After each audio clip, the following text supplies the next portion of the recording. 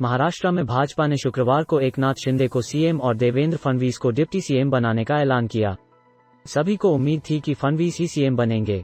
ये चौंकाने वाला फैसला था, क्योंकि ये वही भाजपा है जिसने 2.5 साल पहले फडणवीस को मुख्यमंत्री बनाने की खातिर शिवसेना से 30 साल पुराना नाता तोड़ दिया था। एनसीपी के साथ मिलकर सरकार बनाने की नाकाम कोशिश भी।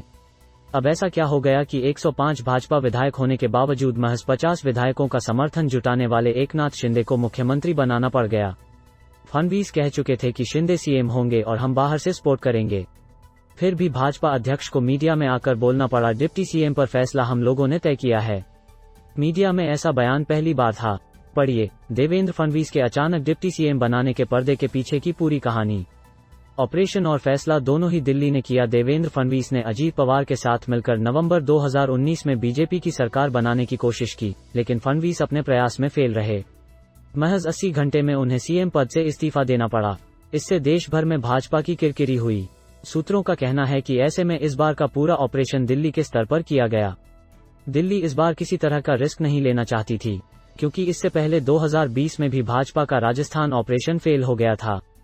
इसलिए महाराष्ट्र भाजपा नेताओं को ऑपरेशन से दूर ही रखा गया। कब किसको मुंबई से सूरत, सूरत से गुवाहाटी जाना है, यह सब दिल्ली के स्तर पर तय किया जा रहा था। हर पल की सूचना दिल्ली को थी, जबकि महाराष्ट्र में उसकी भनक तक नहीं लग पा रही थी। दिल्ली ने शिंदे को सीएम बनाने के लिए कमिटमेंट किया था, जिसे पूरा किया। हालांकि देवेंद्र फडणवीस इसके लिए तैयार नहीं थे। गुरुवार शाम 4 बजे प्रेस कॉन्फ्रेंस में जब वो सीएम पद के लिए शिंदे के नाम का ऐलान कर रहे थे तो उनके चेहरे पर वो खुशी नहीं झलक रही थी जो अक्सर उनके फेस पर दिखती थी।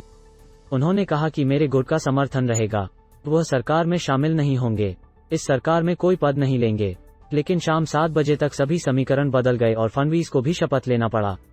शिवसेना के हिंदुत्व पर भारी पड़ी भाजपा। महाराष्ट्र में असली लड़ाई हिंदुत्व की है। इस जंग में भाजपा ने शिवसेना को मात दे दिया है।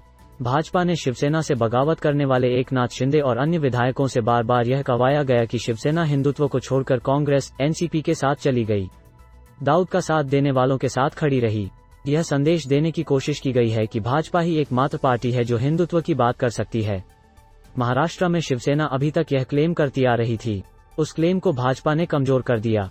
ऐसे में मजबूर होकर ठाकरे को अंतिम दिन अपनी कैबिनेट में औरंगाबाद का नाम बदलकर संभाजीनगर और उस्मानाबाद का नाम बदलकर धाराशिव करना पड़ा।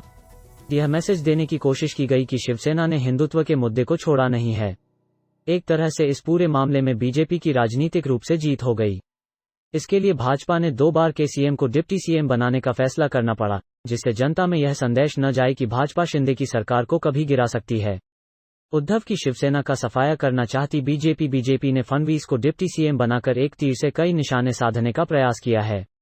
सबसे पहले वो उद्धव ठाकरे की शिवसेना को पूरी तरह से खत्म करने की कोशिश होगी। यह तभी संभव है जब शिंदे सीएम बने, जमीनी स्तर पर शिंदे की पकड़ मजबूत हो, निकाय और पंचायत तक में शिंदे गुट के शिवसैनिक आए। लेकिन भाजपा के सरकार में शामिल होने से यह संभव हो पाएगा। मराठा वोट बैंक में सेंधमारी का बीजेपी का बड़ा प्रयास। महाराष्ट्र बीजेपी के कैप्टन को नई सरकार में वाइस कैप्टन बनाने के पीछे बीजेपी की अगली प्लानिंग मराठा वोट बैंक को साधने की है। भाजपा अगर फडणवीस को सीएम बनाती तो मराठा वोट बैंक शरद पवार यानी एनसीपी के पास चला जाता। शिंदे के सीएम बनने से एनसीपी कमजोर होगी। इससे आने वाले लोकसभा चुनाव में भाजपा को सीधे तौर पर लाभ मिलेगा। इसलिए भाजपा ने शिंदे को सीएम और देवेंद्र फडणवीस को डिप्टी सीएम बनाया, जिससे 2024 के लिए राह आसान हो सके। शिंदे एक बड़े मराठा नेता माने जाते हैं और अब उनके सीएम बनने के बाद बीजेपी आगामी निकाय और लोकसभा चुनावों में मराठा वोट बैंक में बड़ी सेंधमारी कर सकती है। 2 बड़े राजनीतिक परिवारों को खत्म करना बीजेपी का प्लान। बीजेपी के इस मास्टर स्ट्रोक के पीछे एक बड़ी प्लानिंग ठाकरे और पवार परिवार को खत्म करना भी है। खुद सीएम की कुर्सी छोड़ फडणवीस ने यह दिखाने का प्रयास किया है कि उन्हें उद्धव ठाकरे या शरद पवार की तरह कुर्सी पाने की मंशा नहीं है। बीजेपी ने यह दर्शाने का प्रयास किया है कि उद्धव की अब शिवसेना पर कोई पकड़ नहीं बची है। साथ ही उन्होंने पवार के चाणक्य होने के टैग को भी खत्म कर दिया है। अजित पवार और फडणवीस की नजदीकी जग जाहिर है। ऐसे में अब बीजेपी की अगली प्लानिंग एनसीपी में सेंध लगाने की हो सकती है। उद्धव के विक्टिम कार्ड को फेल करना भी था मकसद। बीजेपी नेतृत्व नहीं चाहता था कि पार्टी पर शिवसेना को तोड़कर सत्ता कब्जाने का आरोप लगे और शिवसेना को विक्टिम कार्ड खेलने का मौका दिया जाए। इसीलिए हिंदुत्व के मुद्दे को इतनी हवा दी गई।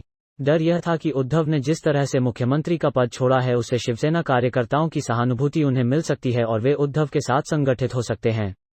ऐसे में आगामी निकाय चुनावों में बीजेपी को परेशानी हो सकती थी।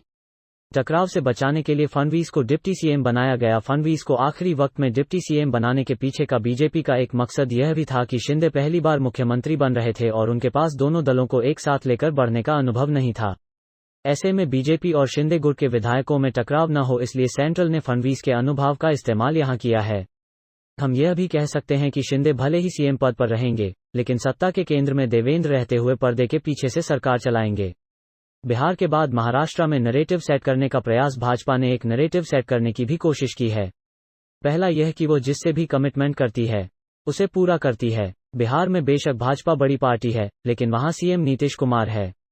इसी तरह से महाराष्ट्र में भाजपा बड़ी पार्टी है, लेकिन शिंदे से जो कमिटमेंट किया उससे पूरा किया। पूरे मुंबई महानगर रीजन पर होगा अब बीजेपी का कब्जा। शिवसेना का सबसे मजबूत गढ़ मुंबई और इसके आसपास यानी एमएमआर का इलाका माना जाता है। एमएमआर में 7 बड़ी महानगर पालिकाएं, 60 विधानसभा सीटें और 10 लोकसभा सीटें आती हैं और इन पर शिंदे का बड़ा प्रभाव था। ऐसे में शिंदे के बीजेपी के साथ खड़े हो जाने के बाद आगामी निकाय लोकसभा चुनावों में बीजेपी को बड़ी सफलता मिल सकती है। बीजेपी का मिशन 2024 शिंदे की बदौलत आसानी से पूरा हो सकता है।